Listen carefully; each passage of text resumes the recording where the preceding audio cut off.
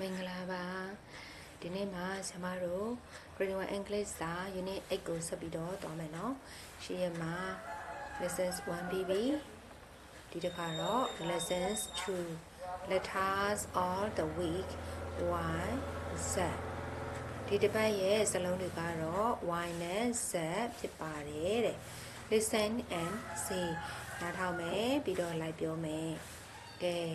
အောက်က Y နဲ့ Z ရင်းနှီးလေးကြည့်မယ် capital letter Y small letter Y capital letter Y ဘယ်လိုရေးတာတော့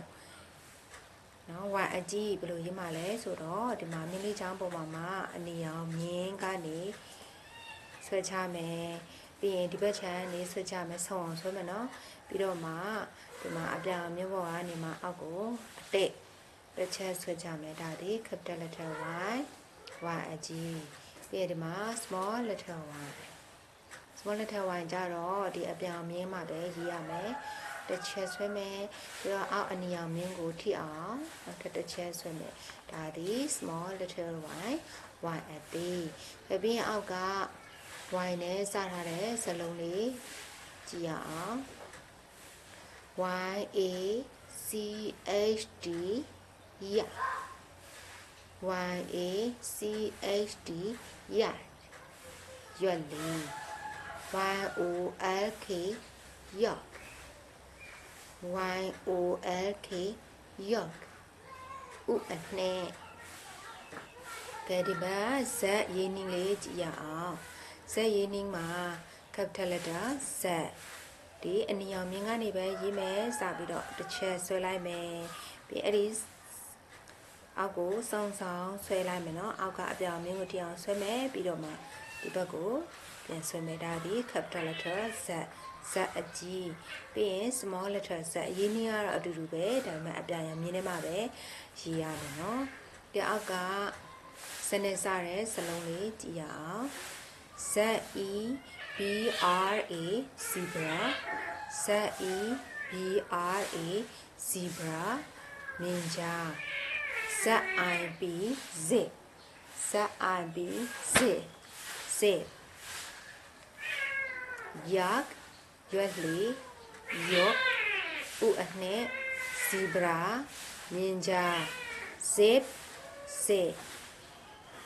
ကဲဒီဘက်က trace and write trace and write ဆိုတာဒီမှာအဆက်ချမြင်းလေးနဲ့အရာလေးတွေပေးထားတယ်အဲ့ဒါကိုမှကိုကလိုက်ပြီးတော့ရေးမယ် capital letter Y small letter Y capital letter Z small letter Z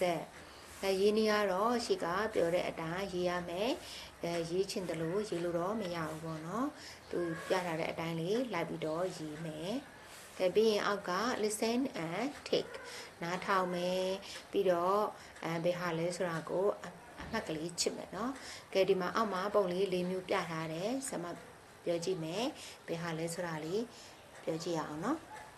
ကဲ zebra zebra ဘယ်မှာလဲ zebra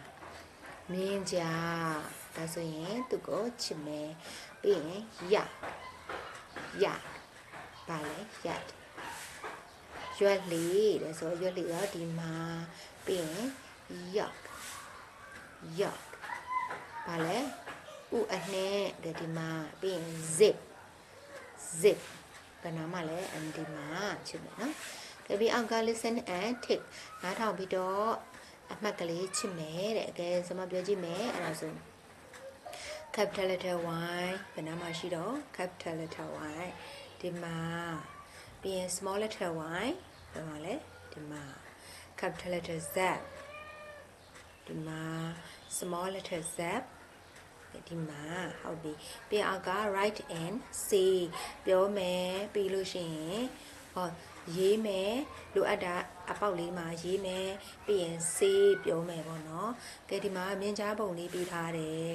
မြင်းကြားပုံလေးပေးထားတယ်ဒီကအောက်အနောက်ကစာလေးလုံးလေးတွေပဲပါတယ် EBRE စလုံးလေးပါတယ်အရှိမတော့အပေါက်ဖောက်ထားတယ်ဒါဆိုရင်ဘာထည့်ရမှာလဲရှိက Z နော် Z ထည့်လိုက်ရင် ZE BRA zebra မြင်းကြားကဲဒီမှာလည်းအဲ့လိုပဲဥနှင်းပုံလေးပေးထားတယ် OLK စလုံးပေးထားတယ်အရှိကအပေါက်ဖြစ်နေတယ်ဘာလို့နေလဲ Y လေးထည့်လိုက်မယ် yuck ဥအနဲ့ ရမယ်နော်